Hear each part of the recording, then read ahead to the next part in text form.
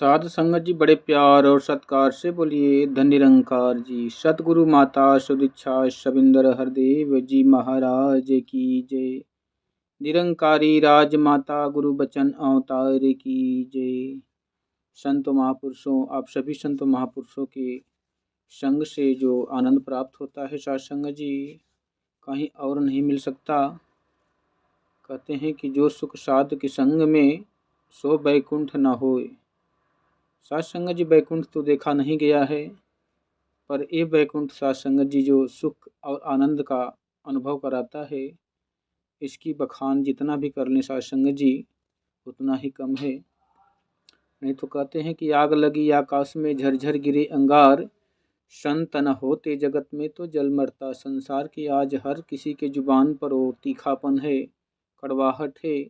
जैसे कोई भोजन में कितना भी सुंदर से भोजन बनाया हो और थोड़ी सी नमक की कड़वाहट अगर उसमें ज़्यादा हो जाए सत्संग जी, तो सारा व्यंजन फीका हो जाता है। उसी प्रकार सत्संग जी, जीवन में अगर प्रेम ना है, नम्रता नहीं है, सहनशीलता नहीं है, क्षमाशील नहीं है, तो सत्संग जी ये जीवन भी कड़वाहट बन जाता है, नरक बन जाता है।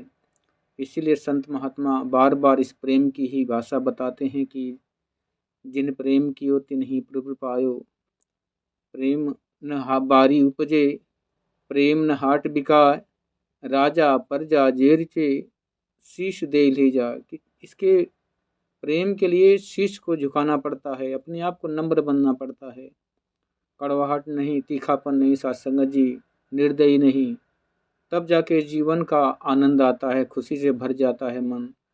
नहीं तो सत्संग जी, इस सुकून को पाने के लिए दुनिया की कोई दौलत भी किसी के चरणों में रख दो, सुकून खरीदा नहीं जा सकता सत्संग जी। सुकून एक आत्मिक अनुभव है, मन का आनंद है, जो मन के अंदर जब काम क्रोध लोभ मोह अहंकार जब दूर होते हैं, जब संतोष का धन आता है, अपने आप को समर्पण का भाव आता है, तब ये प्रेम मन के अंदर स्थिर होता है सत्संग जी।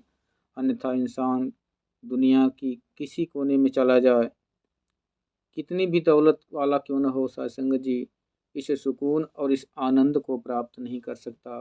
ये आनंद केवल और केवल सत्संग जी सतगुरु की कृपा से आप संतों महापुरुषों के चरणों में जुड़कर ही मिलता है। कहते भी हैं कि जो सुख साध के संग में, सो बैकुंठ ना होए।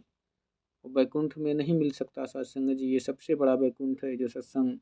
इसीलिए शायद प्रभु श्री रामचंद्र जी ने भी भक्ति का जो प्रथम मार्ग भी चुना कि प्रथम भक्ति संतन कर संगा। कि जो प्रथम भक्ति का जो मार्ग है, वो भक्ति का मार्ग सत्संग से ही शुरू होता है। यही से पाठशाला हमारी शुरू होती है भक्ति की। जब हम सत्संग में जाते हैं तो यहाँ पाठशाला की तरह सीखने को बहुत सारे चीज़ मिलते हैं कि कैसे बोलना है, कैसे बैठना है, कैसे रहना है जीवन में, कैसे व्यवहार करना है, कैसे भक्ति करना है, कैसे गीत भजन गाना है। साथ संगत जी, सारे चीज़ों का सीखने का जो प्रयास है वो सत्संग से ही प्राप्त होता है। बाकी जो हम अपनी मर्जी से कुछ सीखे होते हैं सत्संग जी, वो कहीं न कहीं उस नुकीले घातक होते हैं, जो कहीं न कहीं किसी न किसी रूप में चुभते हैं। तो सत्संग जी इस प्रकार कहते हैं कि सोने की माला अगर फ्रेशली फिनिशिंग ना हो सत्संग जी, अगर उसे भी बना के ऐसे ही बिना फिनिशिंग किए अगर गले में पहन लिया जाए, तो सत्संग जी वो गले के अंदर छाला पड़ जाएगा। उसके जो धार है, उसमें जो कचरा है, वो सत्संग जी गले में खरोच मारेगा। इसलिए उसको भी क्लीन करना पड़ता है, ग्लेंडरिंग करना पड़ता है, फ्रेश करना पड़ता है, ताकि स्किन पे उसकी कोई रगड़ ना पड़े।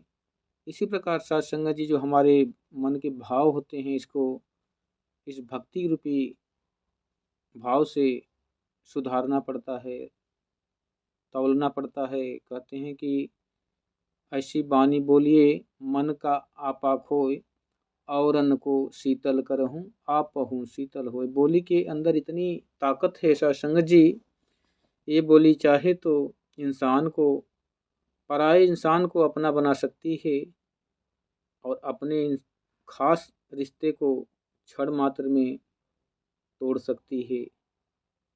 शीशे को तोड़ने में समय लग सकता है, फूल को तोड़ने में समय लग सकता है साथ संगत जी, लेकिन रिश्ते को तोड़ने में समय नहीं लगता, केवल एक कड़वी बोली से। साथ संगत जी, इसलिए कहते हैं कि शीशे से भी नाजुक रिश्ते होते हैं, इसको बहुत संभाल कर रखना होता है। अपनी हर जुबां के उस शब्द को हमें तौल कर बाहर लाना है कि ये जो जुबां से बाहर जा रहा है ये उस तीर की तरह हो घातक होता है। अगर मुख से छूट गया तो जिस प्रकार कहते हैं कि तीर धनुष से जब छूट जाती है तो अपना वार करके ही काम लेती है, दम लेती है। इसी प्रकार जब शब्द मुख से बाहर निकल जाते हैं तो जो उसके अंदर भाव होते हैं, कड़वाहट होती है, गुण होते हैं, वो अपना असर दिखा के ही काम दम लेता है सत्संग जी। इसलिए कहते हैं कि पहले तोलो फिर बोलो कि ये बोली बाहर जाएगी तो इसका परिणाम क्या होगा, सामने वालों को इसका क्या प्रभाव पड़ेगा, इस चीज़ का बहुत ही विशेष ध्यान रखना होता है। सत्संग का मर्यादा यही सिखाती है कि हमें हर वक्त नम्र बनकर रहता है। कहा भी गया है कि सदा नम्रता मन में धारो, ये सतगुरु का कहना है। शीश झुकाकर जग में चलना, ये सेवक का कहना है। नल के आगे शीश झुकाओ तो वह प्यास बुझाता है, फल जो है वृक्ष पे लगता त्यों त्यों झुकता जाता है। कि जो जो फल है वृक्ष पे लगता त्यों तो झुकता जाता है। पानी जो जो नीचे चलता सागर बीच समाता है। कहे अवतार सदा नम्रता वाला जन ही प्रभु को पाता है। कि जो नम्र वाला निवेदन है, जो झुकने जान गया वही प्रभु को पा सकता है।